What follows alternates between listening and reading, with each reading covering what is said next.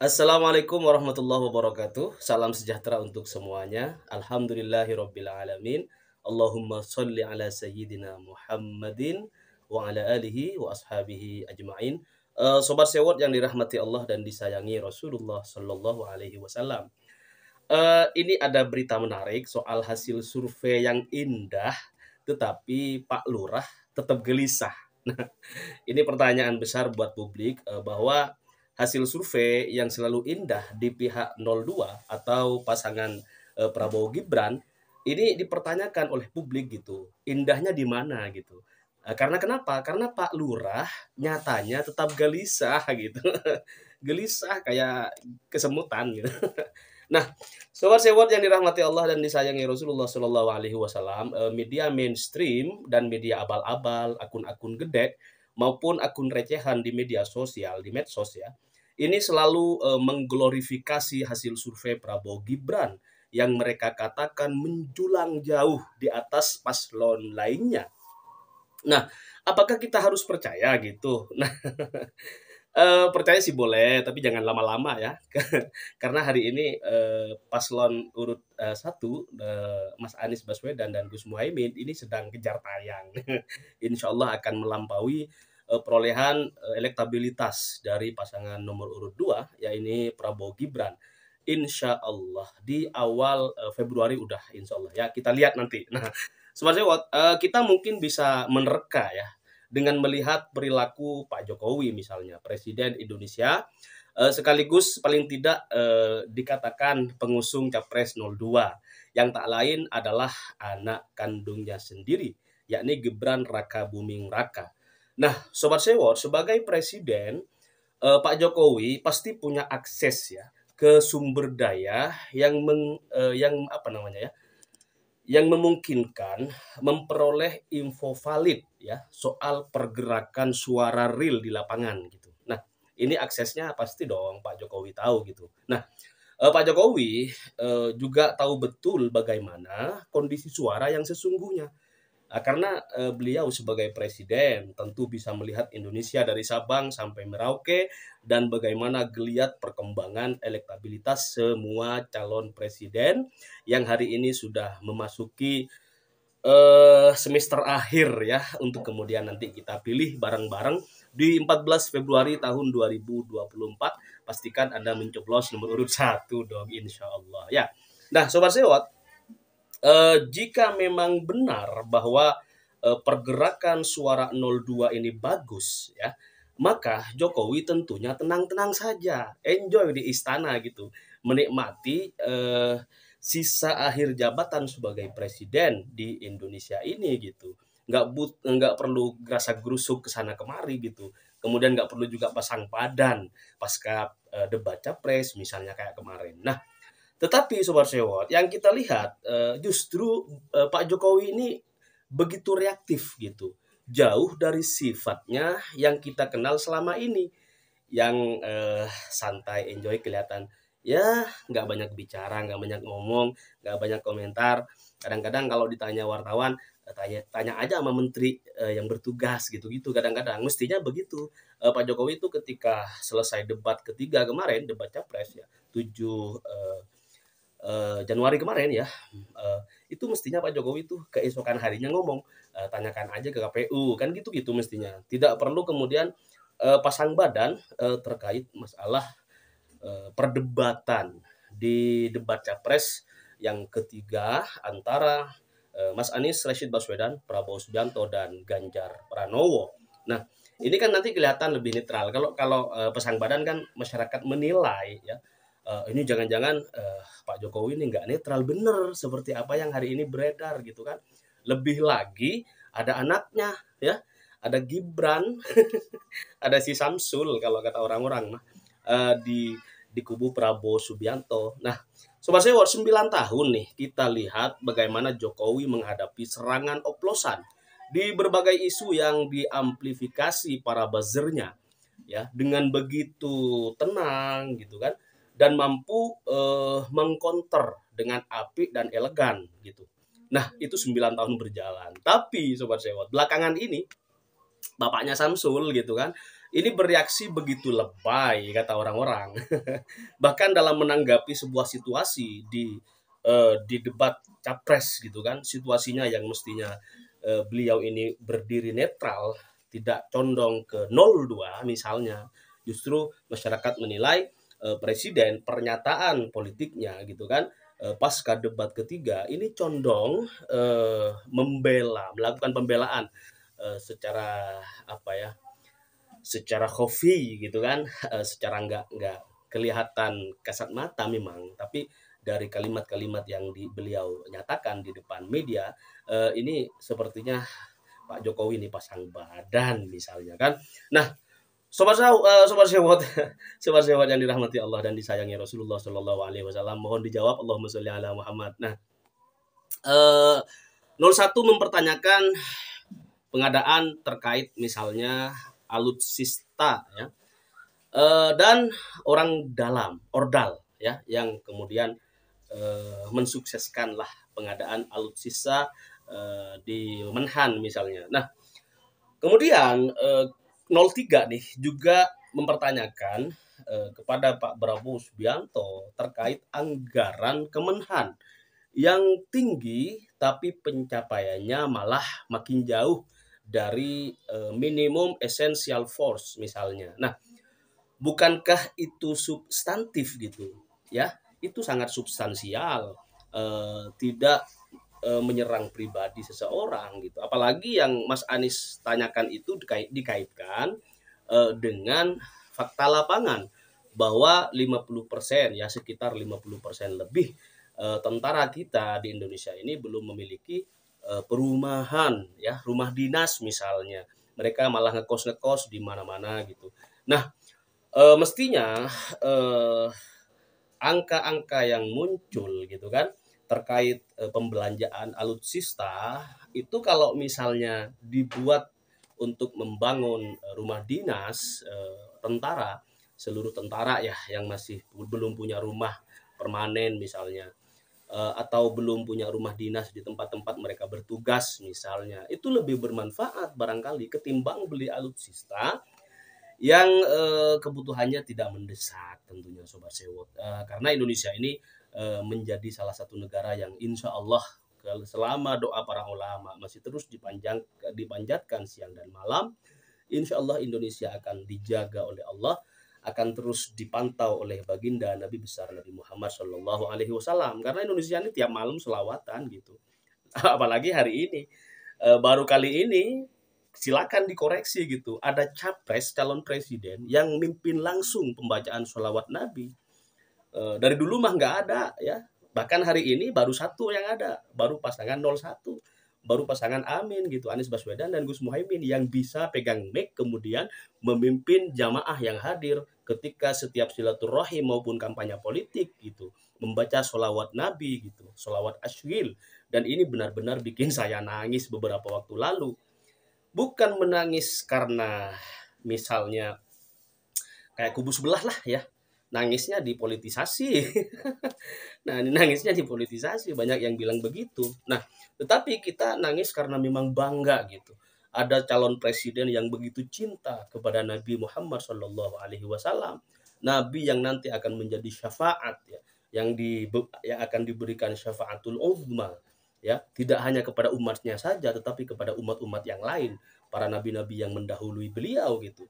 Nabi Muhammad lah yang menjadi kunci syafaat yang besar untuk kemudian nanti insya Allah umatnya memang didahulukan, alhamdulillah ya. Nah, kita melihat selain memang hobi bersolawat di tempat-tempat yang tidak kita kenal, hari ini pembacaan sholawat Nabi dipimpin langsung oleh calon presiden nomor urut 1 Anies Baswedan dan Gus Muhaimin Iskandar. Ini tidak pernah kita temukan sebelumnya. Bahkan hari ini Pak Prabowo misalnya, Ganjar, saya belum menemukan Pak Ganjar kemudian mari kita membaca sholawat Nabi, nggak pernah ya. Prabowo Subianto mari kita baca sholawat Nabi misalnya bareng-bareng, nggak pernah. Tetapi yang kita saksikan justru hari ini, siapa yang paling mencintai kejujuran, Nabi yang paling jujur Siddiq kalau bukan Pak Anies Baswedan. Nah, yang ini sangat luar biasa sobat sewot. Nah, kita lanjut Prabowo ya, Bapak Prabowo yang tak berbasis data pada waktu debat kemarin. dan hanya bermodal narasi yang normatif kalau kata pengamat gitu. Nah, ini tidak komprehensif dan aut-autan gitu. Nah, hanya bisa gelalapan misalnya atau ngumpet di balik sifat rahasia data ya. Rahasia data pertahanan ya untuk semua yang tidak mampu beliau jawab misalnya seperti itu. Nah, yang lebih konyol lagi Sobat Sewot, di pikirannya pertanyaan lawan itu dianggap seperti pertanyaan wartawan dan mengundang penanya untuk dijawab di forum lain. Ini kan lucu gitu. Mestinya diselesaikan pada saat ada kesempatan debat bersama bareng gitu. Karena di forum-forum lain ini kebanyakan absen gitu, baik Pak Prabowo maupun Ganjar. Kalau Ganjar masih lumayan lah ya. Kemudian si Gibran kalau diundang teman-teman mahasiswa aja nggak bisa hadir gitu ya, nggak sanggup, sibuk lah, absen lah, yang acara dinas lah segala macam gitu ya. Lalu kita balik ke Pak Jokowi nih Sobat Sewot, entah dalam kapasitas apa gitu, tiba-tiba saja menuding debat berlangsung penuh dengan sindiran pribadi gitu. Nah, dan tidak substantif kata beliau gitu. Nah, selanjutnya Sobat Sewot, dia bahkan mengusulkan perubahan format untuk debat berikutnya. Nah, ini disetting lagi gimana jagoannya gitu bisa aman dari serangan dalam debat. Nah, kalau debat mah biasa, serang menyerang. Semua orang udah pada tahu gitu. Ya, serang programnya, diserang kebijakannya karena dilihat 5 tahun jabat misalnya nggak punya manfaat yang bisa dirasakan oleh masyarakat secara umum. Pak Jokowi juga begitu misalnya diserang ya kebijakan-kebijakan politiknya yang hari ini dinilai lebih apa namanya ya ke dinasti-dinastian misalnya gitu kan. Kemudian Pak Jokowi misalnya diserang selama 10 tahun kemana aja gitu kok tiba-tiba ninggalin PDI Perjuangan misalnya. Kemudian 20 tahun sudah dibesarkan oleh Partai Demokrasi Indonesia Perjuangan, PDI Perjuangan, kenapa berkhianat ya? Apakah yang berkhianat ini akan Anda pilih lagi di Pilpres 2024 ya? Dan ini rekam jejak yang begini-begini gitu. Nah, sementara Mas Anies Baswedan meskipun tidak didukung oleh media-media nasional misalnya, prestasi-prestasinya hanya kemudian diabadikan oleh teman-teman penggiat media sosial baik YouTube, Twitter maupun Instagram gitu. Bukan televisi berskala nasional misalnya. Apakah ini yang Anda anggap tidak layak sementara prestasinya di Jakarta 5 tahun mimpin Jakarta itu rasa-rasanya gitu kan itu menjadi baliho terbesar mengalahkan Presiden Jokowi yang 10 tahun diberi amanah untuk memimpin Republik tercinta ini gitu Sobat Sewot. Nah, mari kita berpikirkan secara lebih rasional soal itu. Kita bandingkanlah ya apa prestasi Ganjar Pranowo selama 10 tahun menjabat sebagai gubernur Jawa Tengah. Apa prestasi Prabowo Subianto selama bertahun-tahun bahkan nyapres hari ini kali ketiga gitu. Ya, apa yang bisa diperjuangkan untuk mereka gitu. Apa yang bisa dipertahankan suara kita untuk mereka gitu. Nah, kemudian kita cek apa prestasi Mas Anies Rashid Baswedan selama 5 tahun menjabat sebagai gubernur DKI Jakarta ya, dengan amanah, dengan kejujuran, dengan integritas, tak bisa diuangkan jabatannya. Ini yang harus kita pikirkan bareng-bareng gitu. Ini kepentingan umum ya, untuk masa depan bangsa Indonesia.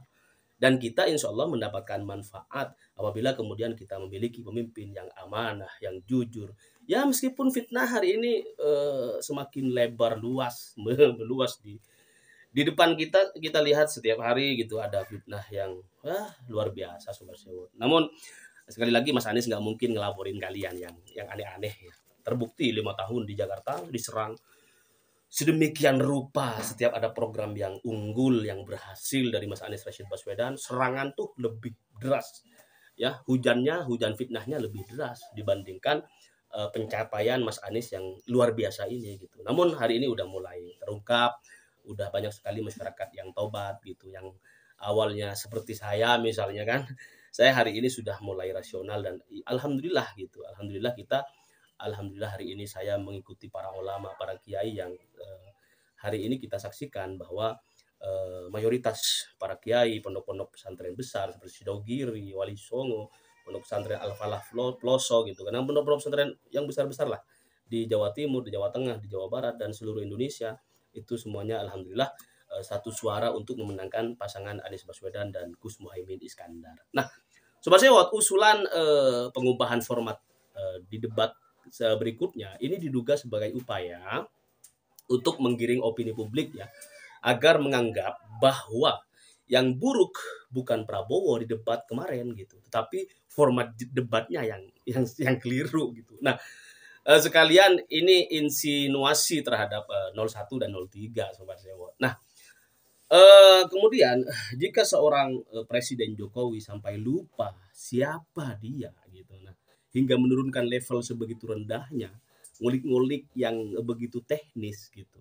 Artinya keadaan mereka ini tidak baik-baik saja, meskipun hasil survei selalu memenangkan anaknya dan calon yang diusungnya, yakni Prabowo Subianto misalnya. Nah, akhirnya Jokowi panik mengetahui bahwa debat itu telah membuat suara 02 makin rontok. Posisinya mereka makin gak aman gitu loh. Nah, tindakan Jokowi lain yang jauh dari kata elegan adalah aksinya membagi-bagikan sesuatu ke publik. Ya, tepat di bawah baleho Prabowo di Banten misalnya. Ini kan semakin curiga, publik semakin gak suka sama Pak Jokowi gitu. Meskipun surveinya kata si M. Kodari itu tinggi gitu kan. Tetapi faktanya masyarakat yang lebih luas. Kalau survei NT itu 1.200 ya, 1.200 responden. Nggak usah banyak-banyak. 1.200 responden, kemudian hasilnya yang kebetulan barangkali ya respondennya itu pendukung Prabowo, kemudian hasil surveinya lebih banyak. Tetapi kalau kita survei belum, coba aja lah survei di akun Kodari sendiri misalnya, siapa capres pilihan kalian. Akun Kodari misalnya punya Twitter atau YouTube atau apapun lah. Coba lakukan survei ya atau polling siapa presiden yang akan kalian pilih di Pilpres 2024. Saya yakin Mas Anies Rashid Baswedan yang akan memenangkan polling yang dilakukan oleh M. Kodari.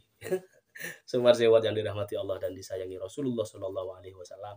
Kita doakan semoga siapapun yang hari ini menjadi penentu ya Indonesia di persimpangan jalan ini gitu kan, persimpangan jalan perubahan dan ya keberlanjutan yang tidak memberikan kepastian bagi keadilan ya, keberlanjutan yang tidak memberikan kepastian murahnya bahan pangan ya, maka kita pastikan perubahan dimenangkan insya Allah. Nah, kita doakan semoga semua orang yang ada di kubu Prabowo Subianto maupun Ganjar Pranowo diberikan rahmat oleh Allah Subhanahu wa taala, diberikan apa namanya ya, kesadaran, segera sadar, segera mendapatkan hidayah bahwa mau diolek-olek bagaimanapun, mau difitnah sebanyak apapun gitu, tetap Mas Anies Rashid Baswedan ini unggul ya secara personal, secara etik moral, secara intelektualitas,